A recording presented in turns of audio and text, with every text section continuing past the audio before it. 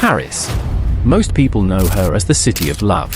The City of Lights, croissants, and beautiful bridges. You've probably seen the photos, couples kissing by the Seine, the Eiffel Tower glowing at night, artists painting on the left bank. But here's something most people never stop to ask. What did this exact same spot look like before all of that? Before the cafes, before the tourists, before the grand boulevards? What was standing right here?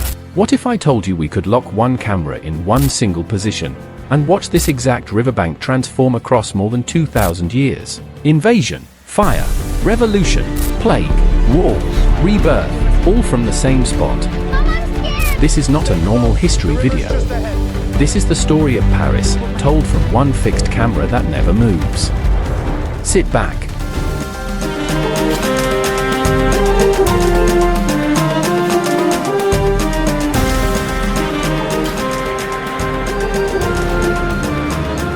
Let's go back to the very beginning.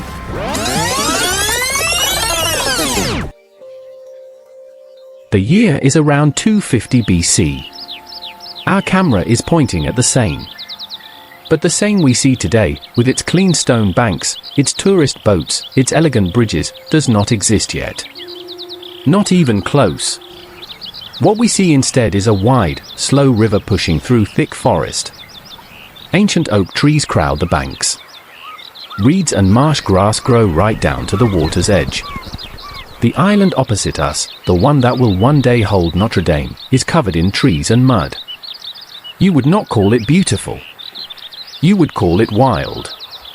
A small group of people live here. They are called the Parisii.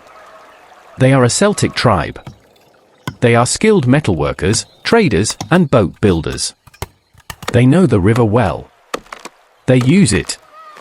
But they have not built a city. They have built something much simpler, a settlement of wooden huts, a few basic timber bridges, and dugout canoes tied to the muddy bank. From our fixed spot on the left bank, we can see the smoke rising from their fires on the island. We can hear, faintly, the sound of children, dogs, and the splash of a canoe. Life is quiet here. Ordinary. The Parisii have lived this way for generations, and expect to live this way for many more. They are wrong. The year is 52 BC. Everything is about to change. Julius Caesar has spent years fighting his way through Gaul. Now it is the Parisii's turn. Caesar's legions move fast. The Parisii know they cannot win in open battle, so they burn their own settlement and pull back. It does not work. Caesar crosses the Seine. The Romans take control.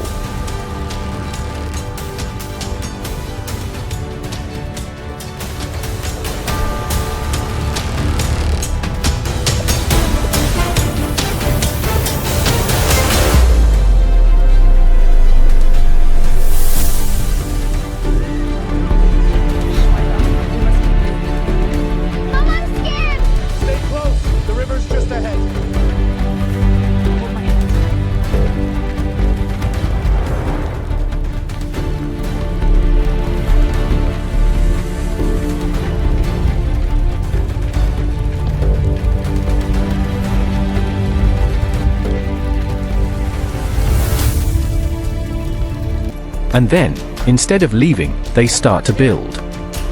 From our spot on the left bank, the transformation begins almost immediately. Roman engineers survey the land. They drive stakes into the ground. They lay the first straight roads. On the island opposite us, they begin to construct a proper Roman town. They call it Lutetia. Within a generation, Lutetia is unrecognizable. The Romans paved the ground where we are standing right now. The left bank becomes the main area of Roman life. A large public bath rises nearby.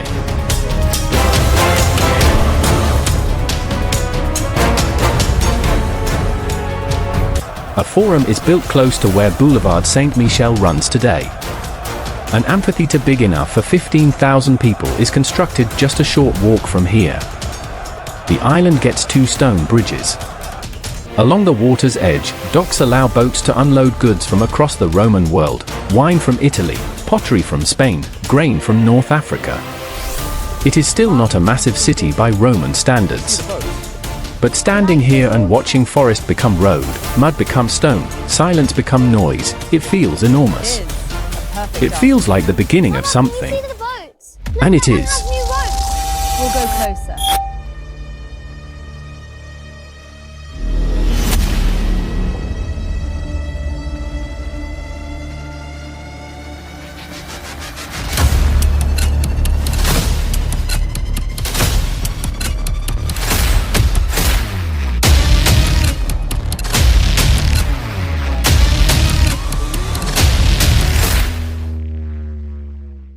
For nearly 400 years, Lutetia ticks along as a Roman town. Generations are born here, live here, and die here. People speak Latin, wear Roman clothes, and live inside Roman walls. But empires do not last forever.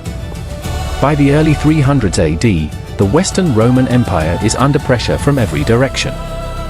Barbarian tribes push at the borders. The economy weakens. Faraway provinces like Lutetia start to feel less Roman and more local. From our fixed viewpoint, we begin to notice changes. The grand public buildings fall quiet. The thermae slowly stop being maintained. Roof tiles are not replaced. Walls crack and no one fixes them. The forum empties out. But something else is growing.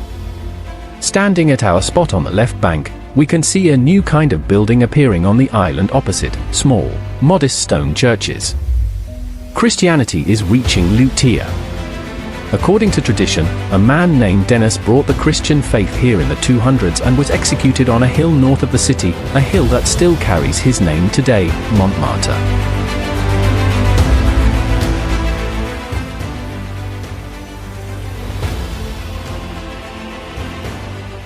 By 360 AD, something significant happens. A Roman military commander named Julian is declared emperor right here in Lutetia by his troops. The city has become important enough to be where emperors are made. But the decline cannot be stopped. By the late 400s, Roman authority has essentially collapsed. The legions are gone. The engineers who kept the roads and aqueducts working are gone. Lutetia does not disappear, people are still here. But the grand Roman city is fading into memory. And something new is coming to take its place.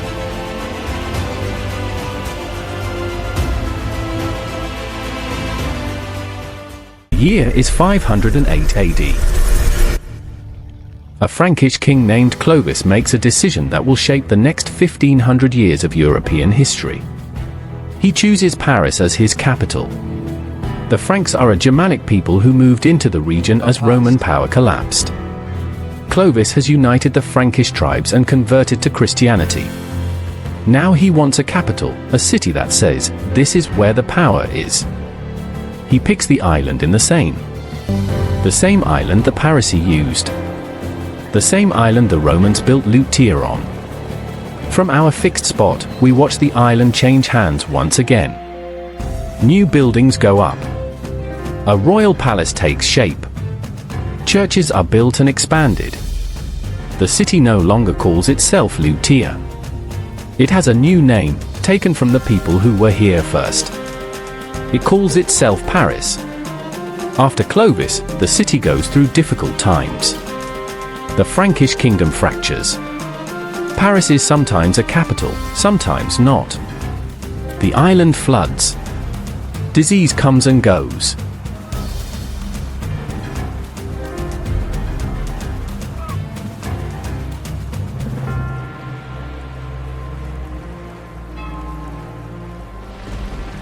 Keep them moving. Then, around 800 AD, Charlemagne takes control. He builds an enormous empire across much of Europe. While he does not rule from Paris, his reign brings stability and growth to the region. Trade picks up. Church building accelerates. The population begins to slowly grow again. From our viewpoint, the island is getting busier. More boats on the river. More lights at night. More noise during the day. The city is waking up.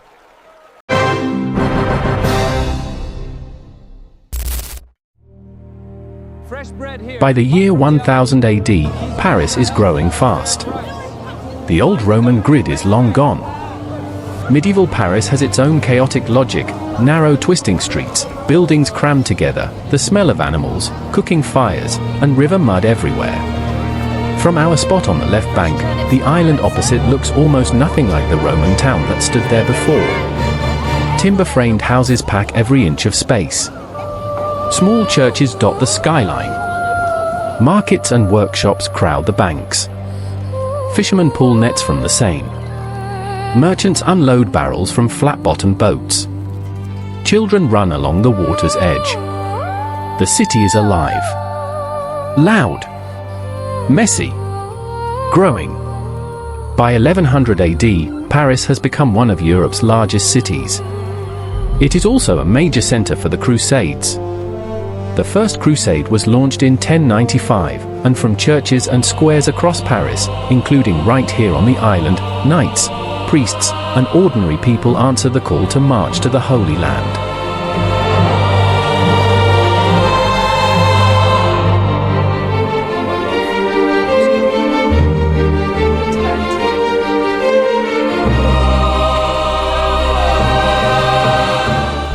Then in 1163, construction begins on something that will dominate this view for the next 850 years, Notre-Dame Cathedral. By 1185, the choir and chevette are rising dramatically from the island. From our fixed position, we literally watch the cathedral being born, stone by stone, scaffolding and cranes visible against the sky.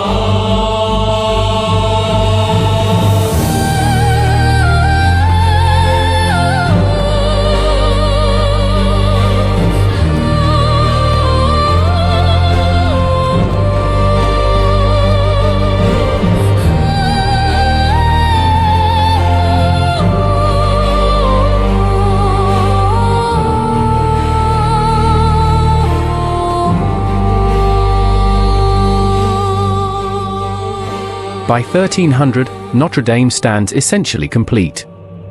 Its two great towers rise into the Paris sky.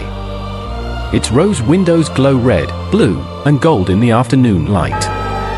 The original medieval spire rises from the center of the building.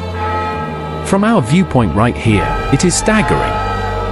Nothing we have seen from this spot before has prepared us for this. It is the most ambitious thing human hands have built in this part of the world. And it is looking directly at us from across the water.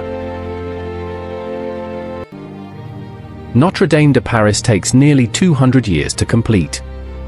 That is not a mistake. 200 years.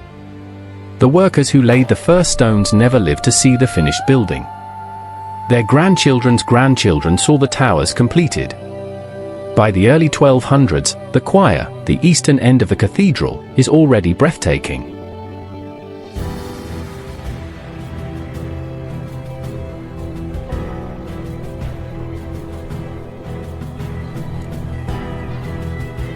The famous flying buttresses appear on the outside, those elegant stone arms that reach out from the walls to hold up the massive structure. Without them, the walls would crack and fall. The Gothic architecture of Notre Dame is not just beautiful, it is an engineering solution. Beauty and function in perfect harmony. Paris is the cultural and intellectual capital of Europe. But disaster, as always, is waiting. The year is 1348. Ships from the Mediterranean bring goods to French ports. They also bring something invisible and deadly, the Black Death. It moves faster than anyone can understand. Within months it is in Paris. Within a year it is everywhere. From our spot on the left bank, we watch the city change in horrible ways. Streets that were busy and loud go quiet. Shops close. Bodies appear in the streets because there are not enough people left to bury them. Mass graves are dug outside the city walls. In Paris alone, historians estimate that somewhere between half and two-thirds of the entire population dies. Half gone in less than 2 years. The city that had perhaps 80,000 people in 1340 has perhaps 30,000 by 1350. Entire streets stand empty. Houses fall into disrepair. The energy and noise that made medieval Paris so alive, all of it silenced. Paris will not recover its pre-plague population for over a century. And just as it begins to recover, something else goes wrong. The 100 Years' War. In 1420, English forces enter Paris. For 15 years, Paris is under English occupation. The English King Henry VI is even crowned King of France in Notre-Dame in 1431. From our viewpoint, we see a damaged and exhausted city. The streets are full of soldiers. Quiet, woman. Wolves are reported roaming the streets at night. Hunger is everywhere.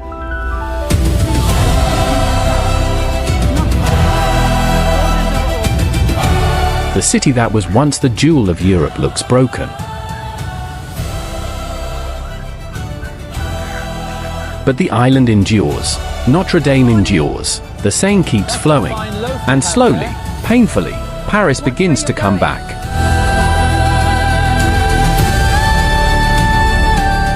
By 1500, the worst is over. The English have been pushed out of Paris.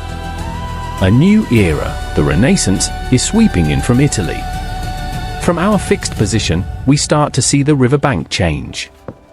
The rough medieval quays are being replaced with cleaner, more elegant stone embankments.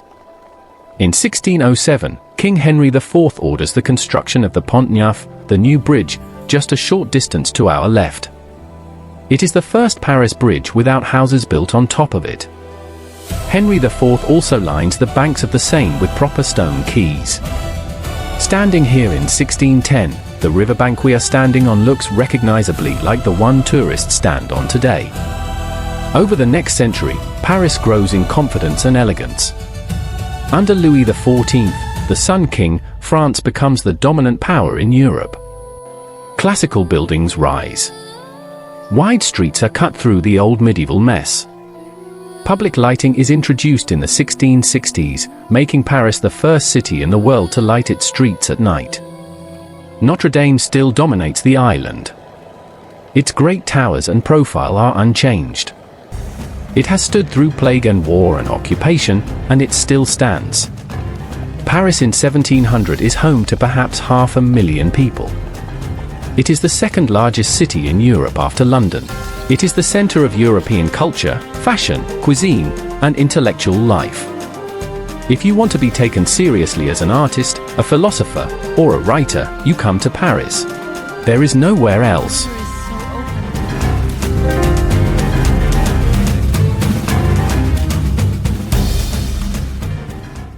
The year is 1789.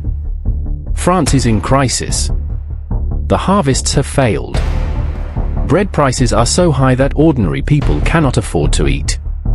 While the king and his court live in luxury at Versailles, workers and tradespeople in Paris are going hungry. In July, a rumor spreads that the king is planning to use his army to crush the rebellion. The city explodes. On July 14th, a crowd storms the Bastille. They tear it apart stone by stone. The French Revolution has begun. From our spot on the left bank, we watch Paris transform. Tricolour flags hang from every window. Crowds march through the streets shouting slogans.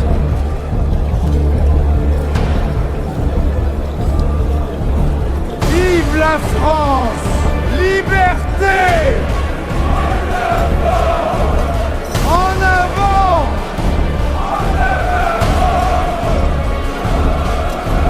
Barricades go up.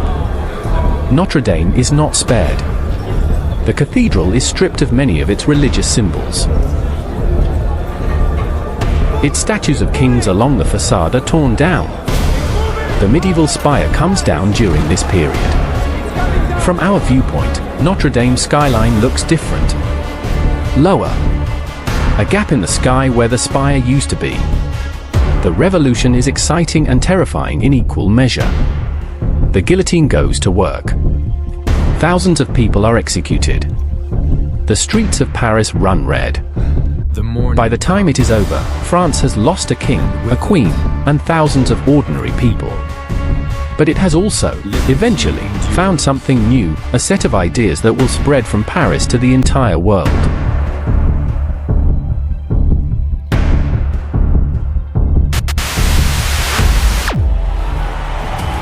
Out of the chaos of revolution rises Napoleon Bonaparte. He takes control of France in 1799, makes himself emperor in 1804, and sets about remaking Europe, and Paris, in his image. Napoleon wants his capital to match his ambitions. He orders new monuments, new roads, and new symbols of French power. The Arc de Triomphe is begun in 1806. New bridges cross the Seine. From our spot on the left bank, Paris looks increasingly grand. The stone embankments are solid and clean. Noble buildings line the opposite bank. Notre-Dame still presides over the island, unchanged in its profile. Napoleon's empire does not last. He is defeated and exiled. The kings return.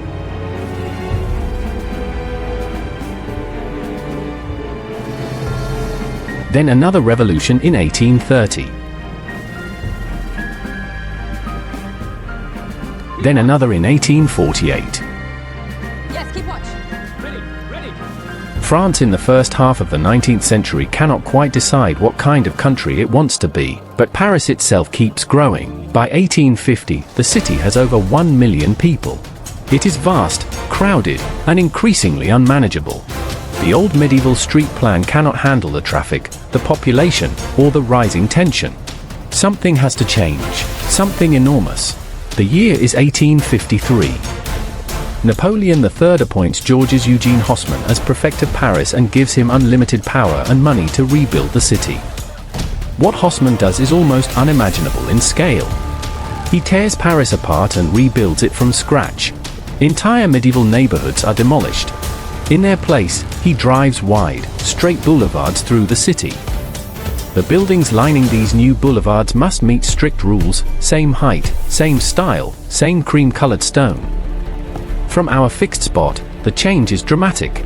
The jumble of old buildings on the banks of the Seine is replaced with the elegant, organized Haussmann style we know today. The quay where we stand becomes the refined stone embankment you see in every Paris postcard. And Notre-Dame? It is restored. Viollet-le-Duc adds a new spire, taller and more elaborate than the medieval original. For the first time in decades, Notre-Dame looks complete from our viewpoint. The Paris that Haussmann builds is essentially the Paris that tourists fall in love with today. It is also controversial. Hundreds of thousands of working-class Parisians are pushed out of the city center. The old, tangled, human Paris is partly lost. But the city that emerges is unmistakable. The late 1800s and early 1900s bring something extraordinary to Paris, the Belle Époque. Paris becomes the art capital of the world. Impressionist painters capture the city's light and life. Writers fill novels with its streets and people. Cafes are full of argument and ideas. In 1889, for the World's Fair, something appears on the Paris skyline that shocks everyone, the Eiffel Tower.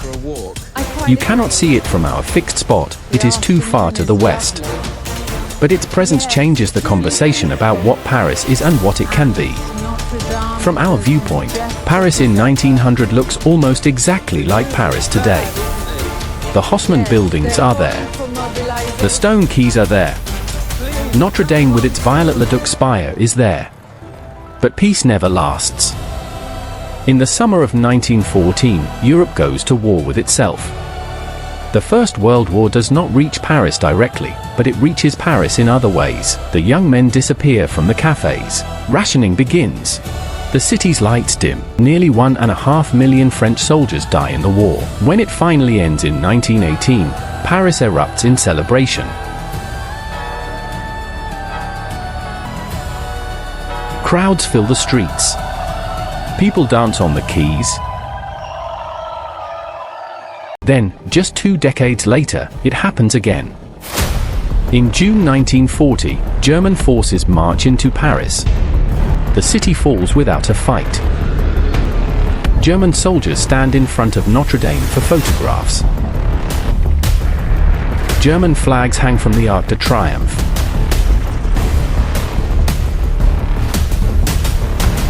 For 4 years, Paris lives under Nazi rule. Life continues, but underneath everything is fear. The French Jewish community is systematically targeted.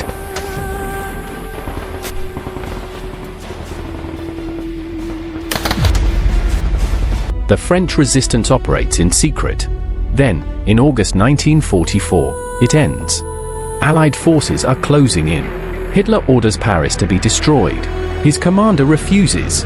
On August 25, 1944, French forces enter Paris. General de Gaulle walks down the Champs-Élysées. Crowds line the streets 20 deep. Church bells ring across the city, including Notre-Dame's great bells, ringing out for the first time in 4 years. From our spot on the Quai de Montebello, the sound of those bells carries across the water. Liberation. Freedom. Paris is alive again.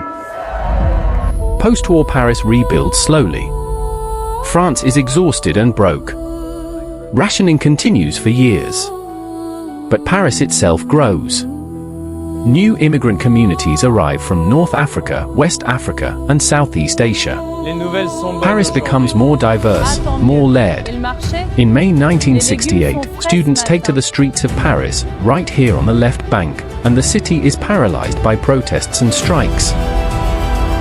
The following decades bring new landmarks: the Centre Pompidou in 1977, the Glass Pyramid at the Louvre in 1989.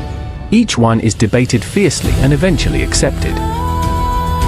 From our spot, the view across to Notre-Dame barely changes. The great cathedral stands as it has stood for centuries. It seems permanent, eternal. And then comes a night that shocks the world. It is a Monday evening, April 15, 2019. Notre-Dame is under renovation. Scaffolding covers its spire. At 6:20 in the evening, a fire alarm sounds. Workers evacuate. But the fire does not stop. It spreads to the ancient wooden roof, nicknamed the Forest. By 6:50 p.m. the flames are visible from across Paris. Crowds gather on the bridges and quays, including right here on the Quai de Montebello. Thousands of Parisians stop and stare, their faces lit by the orange glow. Some are crying, some are praying. The spire catches fire. From across the river, we watch it burn. And then, slowly, impossibly, it tilts. And it falls. A cry goes up from the crowd. Many people sob openly. By the time the fire is controlled in the early hours of the morning, Notre-Dame has lost its spire, its entire lead roof, and much of its interior. The famous rose windows have somehow survived. The twin towers still stand, but the cathedral is open to the sky. The world watches in shock. French President Emmanuel Macron stands before the smoking cathedral and makes a promise. Notre-Dame will be rebuilt, and it will be better than before. 1 year after the fire, something even stranger happens. It is March 2020. COVID-19 reaches France. The country goes into lockdown. Every shop, every cafe, every museum closes. For the first time in centuries, perhaps ever, the Quai de Montebello is empty. Stand here in April 2020 and there is no one. Not a tourist, not a student, not a street musician. Just the stone quay, the quiet river, and across the water, the damaged outline of Notre-Dame, its roof still open to the spring sky. Silence is extraordinary. The Seine runs clearer than it has in decades. Ducks bob on the water. A fox trots along the opposite bank. Nature, briefly, takes back a little of what the city has covered over. But cities are stubborn things. They keep going. They always come back. The lockdowns end. The cafes reopen. The tourists return. And across the water, the construction work on Notre-Dame continues, quietly, carefully, with extraordinary skill. In December 2024, Notre-Dame reopens. The year is 2026. Come and stand here with us, on the Quai de Montebello, on the left bank of the Seine. Look at what you see. Across the water, Notre-Dame de Paris stands restored. Its new spire rises once again from the center of the cathedral. The stone is clean and pale. The flying buttresses reach out from the walls as they have for 800 years. The great towers frame the Paris sky. And around you, on this quay, the world has come back. Tourists point cameras. Students sit on the riverbank reading. Families walk past. A man sells crepes from a little cart. Somewhere nearby, someone is playing guitar. The river boats are running again. The cafes behind us are busy. The street lights are on. The city is alive. And if you stand here quietly and let your mind run backward 2,000 years, all the way to the muddy riverbank where a few Celtic fishermen tied up their canoes, the full weight of this place becomes almost impossible to hold in your head. The Romans paved the ground you are standing on. Medieval scholars argued about philosophy on this exact stretch of riverbank. Revolutionary crowds surged past this spot in 1789. Napoleon soldiers marched along this quay. Parisians stood right here in August 1944 and heard the bells of Notre-Dame ring out the end of occupation. People stood right here in April 2019 and watched the spire fall. And now here you are, part of the story.